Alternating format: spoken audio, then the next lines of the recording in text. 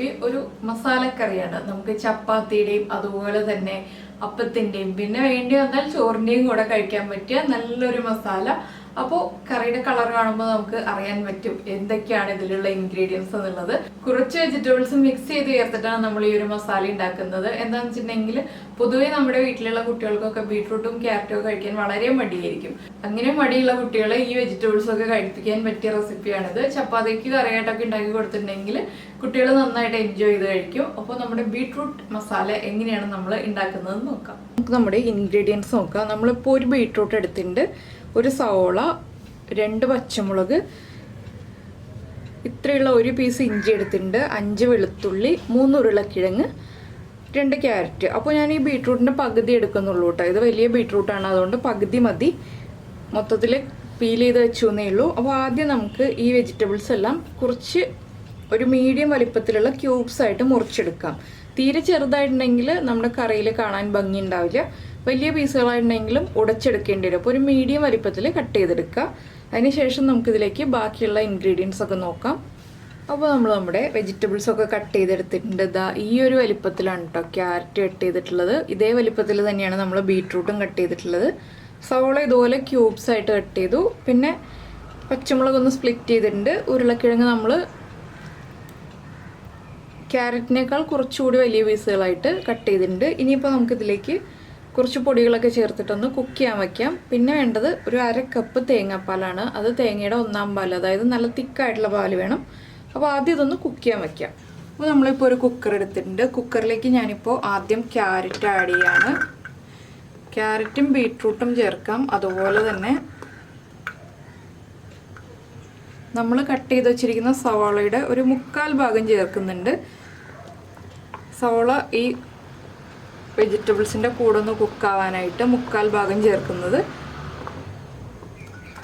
പിന്നെ ഇഞ്ചിയും വെളുത്തുള്ളിയും. ഈ പച്ചമുളക് ഞാനിപ്പോൾ ചേർക്കുന്നില്ല. എന്താണെന്ന് വെച്ചിട്ടുണ്ടെങ്കിൽ പച്ചമുളക് നിങ്ങൾ ചേർക്കുന്നുണ്ടെങ്കിൽ ഒരു പീസ് ഇതിൻ്റെ കൂടെ ചേർക്കാവുന്നതാണ്. പക്ഷേ ഈ പച്ചമുളക് ഞാൻ ആദ്യമായിട്ട് ഉപയോഗിക്കുകയാണ്. ഇവിടെ വീട്ടിൽ ഉണ്ടായിട്ട് ആദ്യമായിട്ടാണ് എടുത്തിട്ടുള്ളത്. അപ്പോൾ ഇതിൻ്റെ എരിവ് എനിക്ക് കറക്റ്റായിട്ട് അറിയില്ല. അതുകൊണ്ട് നമുക്ക് പച്ചമുളക് ലാസ്റ്റ് ആഡ് ചെയ്യാം. എരിവ് കൂടിപ്പോയിട്ടുണ്ടെങ്കിൽ പിന്നെ കറി കഴിക്കാൻ പറ്റില്ലല്ലോ. ഇതിൻ്റെ കൂടെ തന്നെ നമ്മൾ കട്ട് ചെയ്ത് വെച്ചിരിക്കുന്ന ഉരുളക്കിഴങ്ങും ചേർക്കാം. ശരി, അത് ഇഷ്ടം കുഴപ്പമില്ല. ഇതിലേക്ക് നമുക്ക് ഒരു 1/4 ടീസ്പൂൺ മഞ്ഞൾപ്പൊടി ചേർക്കാം.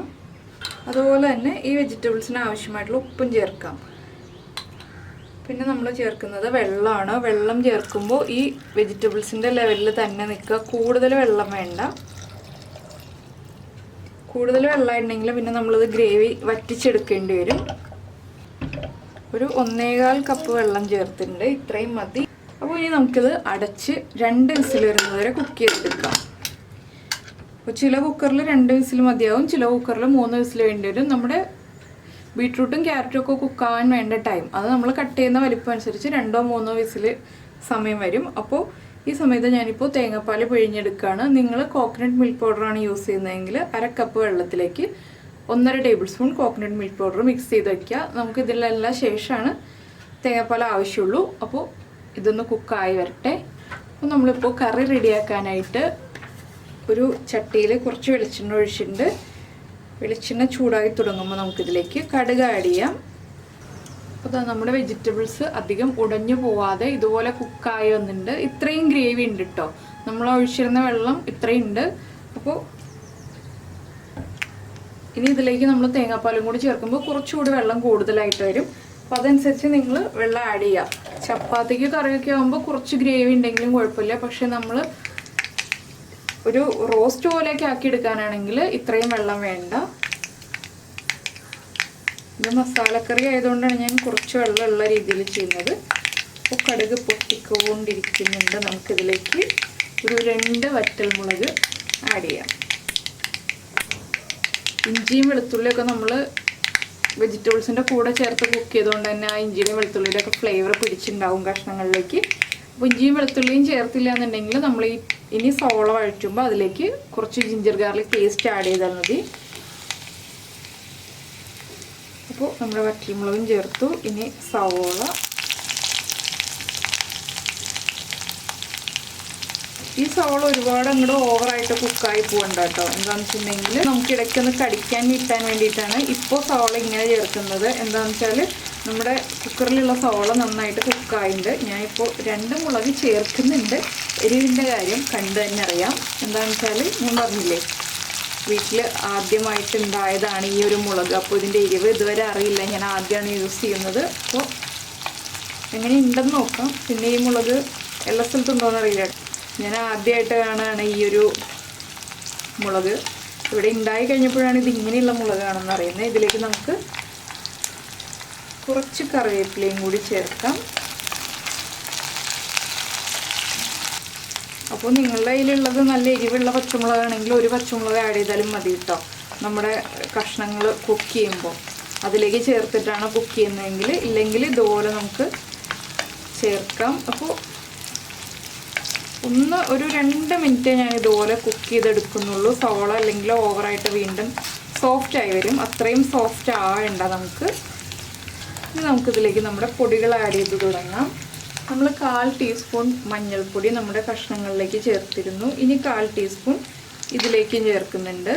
അതുപോലെ തന്നെ 1 ടീസ്പൂൺ മല്ലിപ്പൊടി, 1 ടീസ്പൂൺ തന്നെയാണ് ഞാൻ കാശ്മീരി ചില്ലി പൗഡറും ചേർക്കുന്നത്. പിന്നെ ഒരു 1/2 ടീസ്പൂൺ ഗരം മസാലപ്പൊടി. ഈ പൊടികളൊന്ന് കുക്കായി വരുന്നത് വരെ ഒന്ന് ഇളക്കി കൊടുക്കുക. ഇതിലേക്ക് നമ്മൾ തക്കാളി ചേർക്കുന്നില്ല കേട്ടോ. തക്കാളി ചേർക്കാതെയാണ് ഈ കറി ഉണ്ടാക്കുന്നത്. പിന്നെ നിങ്ങൾക്ക് താല്പര്യമുണ്ടെങ്കിൽ കോളിഫ്ലവർ ചേർക്കാം. അതുപോലെ തന്നെ നമ്മുടെ ബീൻസ് ആഡ് ചെയ്യാം. നമുക്ക് ഇഷ്ടമുള്ള വെജിറ്റബിൾസ് നമുക്ക് ചേർക്കാം ഇതിലേക്ക്. ഇപ്പോൾ നമ്മുടെ പൊടികളൊന്ന് കുക്കായി വന്നിട്ടുണ്ട്. നമുക്കിതിലേക്ക് നമ്മൾ വേവിച്ച് വെച്ചിരിക്കുന്ന ഈ വെജിറ്റബിൾസ് ആഡ് ചെയ്യാം. ഇനി ഇതെല്ലാം ചേർത്തൊന്ന് ഇളക്കിയെടുക്കുക. അപ്പോൾ ഞാൻ ഈ കുറച്ച് കഷ്ണങ്ങളൊന്നും ഉടച്ചു കൊടുക്കുന്നുണ്ട് കേട്ടോ. ചെറുതായിട്ടേ ഉടയ്ക്കുന്നുള്ളൂ. എന്താണെന്ന് വെച്ചാൽ നമ്മുടെ ഗ്രേവിക്ക് ഒരു തിക്നെസ് വരാനാണ് ഉടച്ചു കൊടുക്കുന്നത്. ഈ ഉരുളക്കിഴങ്ങൊക്കെ ഉടച്ചാൽ മതി. അപ്പോൾ നിങ്ങൾക്ക് ഇങ്ങനെ ഉടച്ച് എടുക്കാൻ താല്പര്യമില്ല എന്നുണ്ടെങ്കിൽ 1 ടേബിൾ സ്പൂൺ കോൺഫ്ലവർ ഒരു 2-3 ടേബിൾ സ്പൂൺ വെള്ളത്തിൽ മിക്സ് ചെയ്തിട്ട് ആഡ് ചെയ്യാം കേട്ടോ. അപ്പോൾ നല്ല തിക്കായിട്ടുള്ള ഗ്രേവി ആവും. ഇതുപോലെ ഉടച്ചു കൊടുത്താലും ഗ്രേവിക്ക് ആ ഒരു തിക്നെസ് വന്നോളും. പിന്നെ എന്താണെന്ന് വെച്ചാൽ നമ്മൾ തേങ്ങാപ്പാലൊക്കെ ചേർക്കുമ്പോൾ ടേസ്റ്റും കൂടിക്കോളും കറിയുടെ. ഇപ്പോൾ കറിയുടെ കളറൊക്കെ കാണാൻ നല്ല ഭംഗിയുണ്ട്. പക്ഷെ കുറച്ചുകൂടി ഒന്ന് ലൈറ്റായി വരും. എന്താണെന്ന് വെച്ചാൽ നമ്മുടെ തേങ്ങാപ്പാൽ ആഡ് ചെയ്യുമ്പോൾ കളറൊന്ന് മാറുമല്ലോ. ഈ ഒരു കറി കുറച്ച് ഡ്രൈ ആക്കി എടുത്തിട്ടുണ്ടെങ്കിൽ നമുക്ക് ചോറിൻ്റെ കൂടെയും ചേർത്ത് കഴിക്കാവുന്നതാണ് കേട്ടോ. കുറച്ച് കഷ്ണങ്ങൾ വേവിച്ചെടുത്തിട്ടുണ്ടെങ്കിൽ ചോറിൻ്റെ കൂടെ ചേർത്തിട്ടും കഴിക്കാം. അപ്പോൾ ഇത്രയും ഉടയ്ക്കുന്നുള്ളൂ കേട്ടോ, അധികം ഉടയ്ക്കുന്നില്ല. ഇനിയിപ്പോൾ ഇതൊന്ന് നന്നായിട്ട് തിളക്കട്ടെ. അപ്പോൾ ഈ സമയത്ത് നമുക്ക് ഉപ്പും എരിവും എല്ലാം ചെക്ക് ചെയ്യാം. എരിവ് കുറവാണെങ്കിൽ ഒന്നുകിൽ നമുക്ക് ഒരു പച്ചമുളകോ 1-2 പച്ചമുളക് ഒന്ന് ചെറുതായിട്ട് മുറിച്ചിട്ട് കൊടുക്കാം. ഇല്ലയെന്നുണ്ടെങ്കിൽ നമുക്ക് കുരുമുളക് പൊടി ചേർക്കാം. 2 ഓപ്ഷൻ ഉണ്ട് എരിവ് കുറവാണെങ്കിൽ കൂട്ടിയെടുക്കാനായിട്ട്. പിന്നെ എരിവ് കൂടുതലാണെന്നുണ്ടെങ്കിൽ ഒരു പിഞ്ച് പഞ്ചസാര ചേർക്കുക. അപ്പോൾ ഒന്ന് എരിവ് ബാലൻസ് ആയി വരും. ഞാനൊന്ന് എരിവും ഉപ്പും ഒക്കെ ഒന്ന് ചെക്ക് ചെയ്യട്ടെ.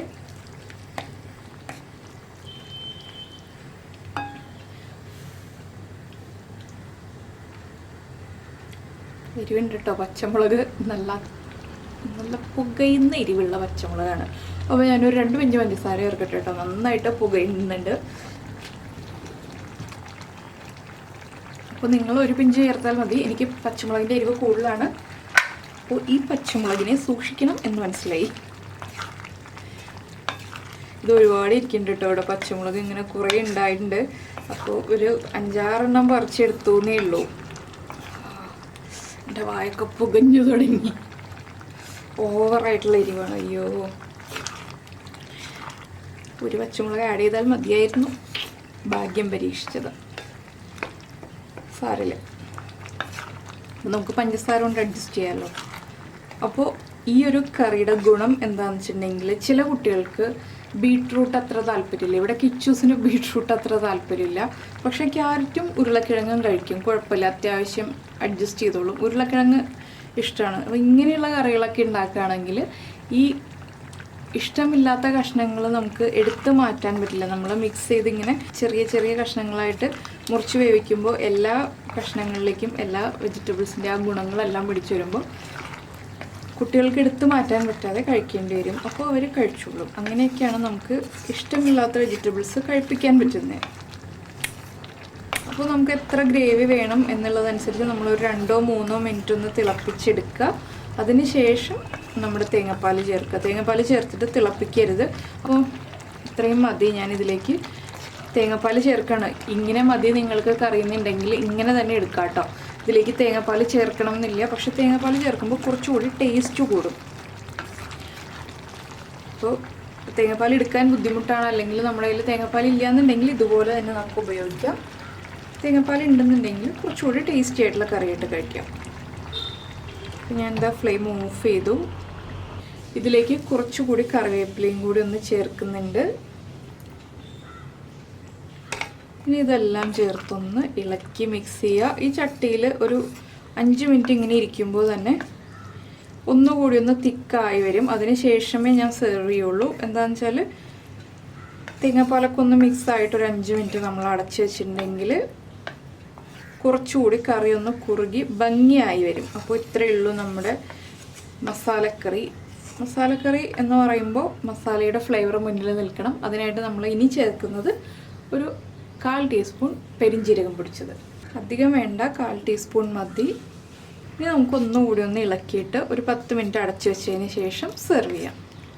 അപ്പോൾ നമ്മുടെ മസാലക്കറി നമ്മളിതാ ബൗളിലേക്ക് മാറ്റിയിട്ടുണ്ട്. അപ്പോൾ ഈ ഒരു കറി ഉണ്ടാക്കിയിട്ട് അപ്പത്തിൻ്റെയോ ചപ്പാത്തിയുടെയോ പൂരിയുടെയോ ഏതിൻ്റെയാണ് കൂടെ കഴിച്ചിട്ട് നിങ്ങൾക്ക് ഇഷ്ടമായതെന്നുള്ളത് നമ്മുടെ വീഡിയോയുടെ താഴെ നിന്ന് കമൻറ്റ് ചെയ്യുക. അതുപോലെ തന്നെ നിങ്ങൾക്ക് ഇഷ്ടപ്പെടുന്ന കുക്കിംഗ് റെസിപ്പീസ് കുക്കിംഗ് താല്പര്യമുള്ള ആളുകൾക്കൊന്ന് ഷെയർ ചെയ്ത് കൊടുക്കുക. അപ്പോൾ നമുക്ക് നമ്മുടെ അടുത്ത റെസിപ്പിയുമായിട്ട് അടുത്ത ദിവസം വീണ്ടും കാണാം.